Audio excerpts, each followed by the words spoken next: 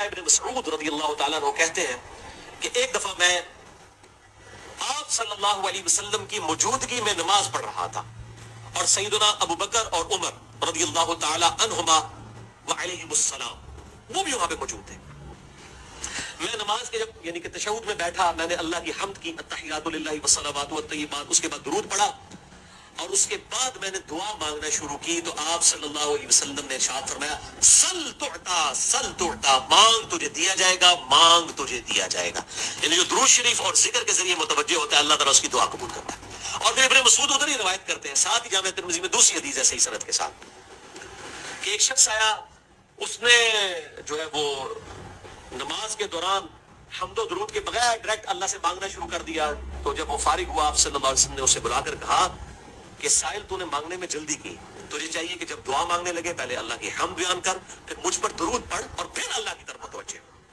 اور اس حدیث میں آتا ہے کہ ایک اور شخص آیا، یعنی ابن مسعود وہ خود تھے، اور اس نے اللہ کی حمد اور درود کے ذریعے دعا مانگی تو آپ صلی اللہ علیہ وسلم فرمایا سل توڑتا، مانگ تجھے دیا جائے گا، مانگ تجھے دیا جائے گا. درود شریف پہ میں الگ سے بھی لیکچر دے چکا ہوں، مسئلہ نمبر 56 کے عنوان سے 2 گھنٹے کی گفتگو ہے. درود شریف کے صحیح فضائل اور صحیح احکام و مسائل بڑی ڈیٹیل کے ساتھ ہر اینگل سے درود شریف کے حوالے سے آپ کو وہ سمجھ لیں کہ انسائکلوپیڈیا ہے وہ لیکچر، مسئلہ نمبر 56 ahlsunnatpak.com پہ. تو دعا کے لیے حمد اور درود شریف ضروری. اس لیے دیکھیں نماز کی انٹلیکچوئل ترتیب ہے، آپ پہلے دعا کرتے ہیں التحیات للہ والصلوات والطیبات، اللہ کی حمد کرتے ہیں، پھر نبی صلی اللہ علیہ وسلم پر سلام عرض کرتے ہیں السلام علیکم ایھا النبی، اس کے بعد آپ درود پڑھتے ہیں اور اینڈ پہ آپ دعا مانگتے ہیں اللهم انی اعوذ بک من عذاب جہنم ومن عذاب القبر ومن فتنة المحیا والممات ومن شر فتنة المسیح الدجال. یا اللهم ربنا آتنا فی الدنیا حسنة وفی الآخرة حسنة وقنا عذاب النار.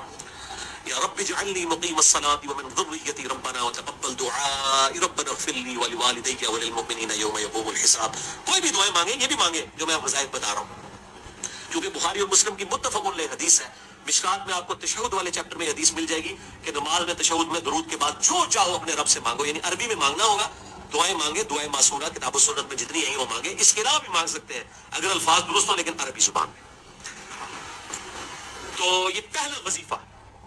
جامعہ ترمذی میں انٹرنیشنل نمبر کے مطابق 3505، مشکات میں 2292 نمبر یہ حدیث ہے. اور قرآن حکیم میں تو ہم پڑھ چکے ہیں سورۃ الانبیاء آیت نمبر 87 اور 88 میں آپ صلی اللہ علیہ وسلم نے ارشاد فرمایا کہ یونس علیہ السلام نے مچھلی کے پیٹ میں اپنے رب کو ان الفاظ کے ساتھ پکارا تھا لا الہ الا انت سبحانک انی کنت من الظالمین. اور پھر آپ صلی اللہ علیہ وسلم نے فرمایا کہ جو کوئی شخص اپنے کسی بھی معاملے میں کسی بھی پریشانی میں اس دعا کے ذریعے اللہ کی طرف متوجہ ہو، اللہ تعالیٰ اس کی دعا کو قبول فرما لیتا ہے. اور قرآن میں بھی آ گیا نا کذالک ننجی المؤمنین. اور کتنا بڑا فتویٰ آیا میرے بھائیوں، سورہ الصافات 143 144 فلولا انہ کان من المسبحین، اگر یونس ہمیں ان الفاظ میں ہماری تسبیح نہ کرتا للبث فی بطنہ الی یوم یبعثون، تو مچھلی کے پیٹ میں قیامت تک مچھلی کے پیٹ میں رہتا اگر اس طرح نہ ہمیں پکارتا، اس کی قبر مچھلی کا پیٹ بن جاتی. یعنی یہ اتنا عطا اور وہ دور ہو گیا اس دعا سے، بہت بڑا اسماء اعظم میں سے ہے. تو یہ بہترین دعا،